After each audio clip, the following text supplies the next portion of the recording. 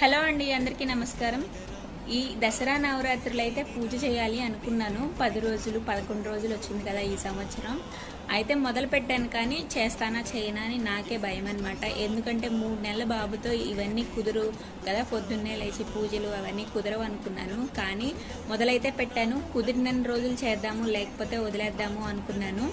కానీ ఆ అమ్మ అనుగ్రహం మన మీద ఉందనుకోండి, మనతో పూజలు అందుకోవాలి అని ఉంటే అది తనే దగ్గరుండి చేపించుకుంటుంది అంటారు కదా, అది ఇదే అనమాట.